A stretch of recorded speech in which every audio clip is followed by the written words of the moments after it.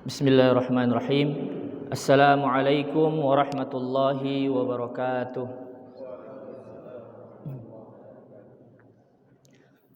Alhamdulillahi wa kafa, wassalatu wassalamu ala rasulillahil mustafa wa ala alihi wa sahbihi wa man walah. Rabbi syrah li sadri wa yassir li amri wahlul 'uqdatam min lisani yafqahu qawli. Rabbi zidna ilman warzuqna fahman birahmatika ya arhamar rahimin. Allahumma la ilma lana illa ma 'allamtana. Allahumma la ilma lana illa ma 'allamtana wa anfa'una ilman yazidna fi kulli umurina. Hadirin yang dirahmati oleh Allah Subhanahu wa taala.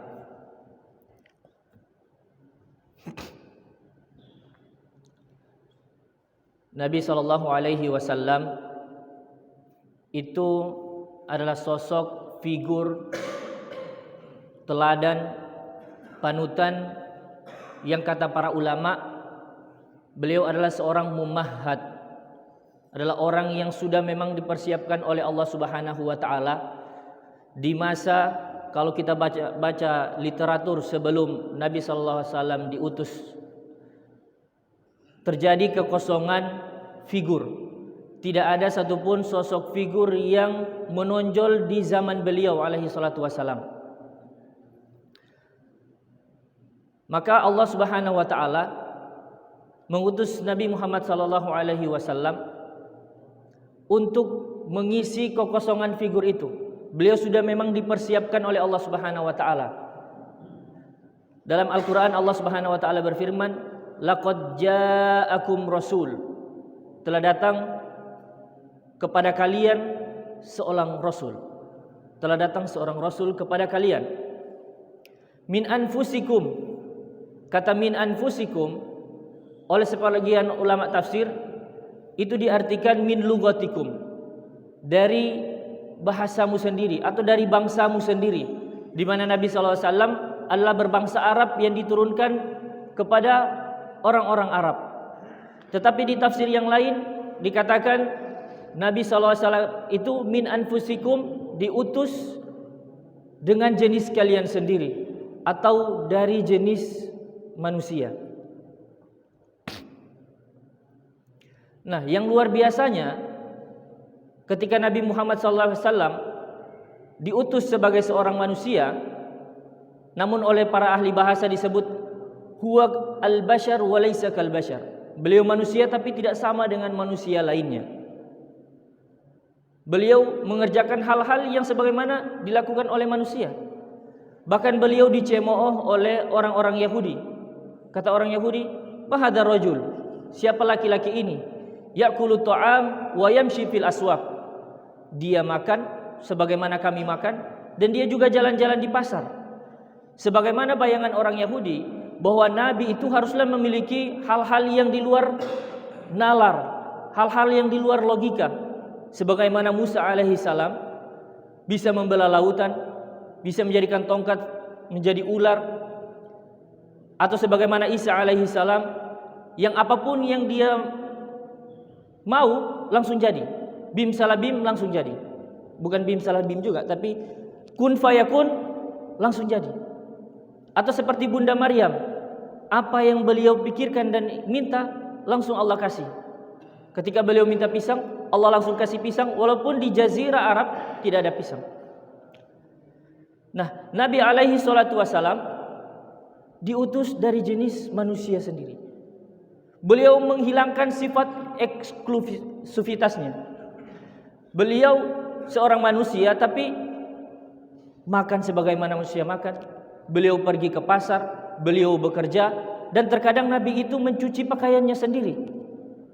Bukan sebagian kita lihat tokoh-tokoh agama sekarang atau tokoh-tokoh figur yang menonjol sekarang yang segala halnya dilakukan tetapi dilayani, bukan dilakukan sendiri, tapi mereka itu dilayani. Bahkan saya mendapati beberapa orang tokoh agama yang kehidupan mereka itu terlalu dimanjakan, bahkan seakan-akan kakinya tidak sampai ke tanah, dan itu bukan seperti yang Nabi contohkan sallallahu alaihi wasallam. Laqad ja'akum rasulun min anfusikum. dari jenis manusia kalian sendiri. Makanya ada judul disertasi yang sangat bagus yang ditulis di Mesir dengan judul Insaniyatur Rasul sallallahu alaihi wasallam. Azizun alaihi ma anittum. Nabi Muhammad SAW itu sangat mengetahui bagaimana sulitnya umatnya. Makanya kalau dalam pensyariatan, Nabi kalau menganjurkan kita melakukan sesuatu selalu diiming-imingi dengan mendapatkan apa. Kamu lakukan ini, kamu akan dapatkan apa? Kamu lakukan itu, kamu akan dapat apa? Kamu lakukan yang begini, akan mendapatkan apa? Dan begitu seterusnya. Nah, Nabi SAW itu azizun alaihi ma anittum, harisun alaikum bil mu'minina raufur rahim. Beliau memiliki sifat yang hirs. Ya, beliau menginginkan semua umatnya itu masuk surga. Makanya kata Nabi, semua umatku pasti akan masuk surga illa man aba, kecuali orang yang enggan, yang menolak untuk masuk surga. Dan Nabi SAW itu menginginkan hamba-hambanya, menginginkan umatnya untuk masuk surga bila hisab, bila azab, tanpa dihisab dan tanpa diazab. Makanya kata Nabi SAW, orang yang masuk surga nanti tanpa hisab, tanpa azab, alladzina la yastarqun, adalah orang-orang yang tidak minta diruqyah. Orang-orang yang tidak diminta diruqyah. Karena ruqyah di dalam Islam begitu sakral. Begitu sakral, tidak seperti yang ada sekarang. Sudah ada rumah ruqyah, ya ruqyah online dan sebagainya. Dahulu ruqyah itu sangat sakral. Ya hanya pada kondisi-kondisi tertentu. Dan orang yang minta diruqyah itu tidak akan masuk hisab, tidak akan masuk surga tanpa hisab dan tanpa azab. Ya pasti mereka akan dihisab dan pasti akan ada sedikit azab. Nah, dan para ulama menjelaskan seperti Sufyan ibnu Uyainah menyebutkan bahwa orang itu kalau dihisab man hussiba udziba. Siapa yang dihisab ditanya oleh Allah Subhanahu wa taala, maka ibarat orang itu diazab. Kalau dia nanti di dalam kubur melalui sirat, dia melalui padang mahsyar dan sebagainya, di pos-pos tertentu, kemudian orang itu ditanya oleh Allah Subhanahu wa taala, apa yang kamu lakukan pada masa mudamu, apa yang kamu lakukan dengan masa tuamu. Kalau Allah tanya, berarti itu sama dengan diazab. Man hussiba udziba. Tetapi Nabi SAW menginginkan umatnya masuk surga tanpa ditanya dan tanpa diazab. Ya ibarat KPU tanpa verifikasi langsung masuk surga. Dan kuotanya itu hanya ada 70.000 orang. 70.000 orang sebagaimana disebutkan oleh Nabi SAW dalam sabdanya. Yang masuk surga tanpa hisab dan tanpa azab itu hanya ada 70.000 orang. Iya. Jadi 70.000 orang itu mereka yang tidak meminta diruqyah. Wa ala rabbihim yatawakkalun. Kemudian mereka adalah orang-orang yang bertawakal kepada Allah Subhanahu wa taala, menyerahkan seluruh urusannya kepada Allah, bukan orang-orang yang selalu mengeluh. Nah, kalau ruqyah mungkin kita tidak meminta ruqyah, tapi mengeluh ya mungkin kita semuanya gugur. Hampir semua kita ini selalu mengeluh. Nah, orang yang nanti dijamin masuk surga tanpa hisab dan azab adalah mereka yang tidak minta diruqyah dan selalu berserah diri kepada Allah Subhanahu wa taala, tidak pernah mengeluh dalam kehidupannya. Namun subhanallah, kata para ulama, 70.000 orang yang masuk surga tanpa hisab dan azab itu, kemudian dikatakan setiap satu orang dari mereka akan memberi syafaat 70.000 orang lagi. Akan membawa 70.000 orang lagi.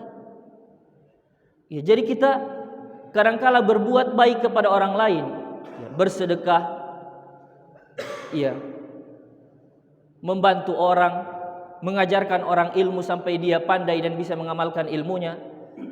Bisa jadi ketika mereka menjadi orang-orang yang terpilih oleh Allah Subhanahu wa taala, menjadi orang yang bisa masuk surga tanpa hisab dan azab, kemudian akan memberi syafaat kepada kita yang kekurangan amal, kepada kita yang terlalu banyak melakukan dosa kepada Allah Subhanahu wa taala, yang hidupnya selalu dihiasi dan dipenuhi oleh keluhan-keluhan dengan takdir-takdir Allah yang menurut ia buruk, padahal di sisi Allah Subhanahu wa taala itu baik.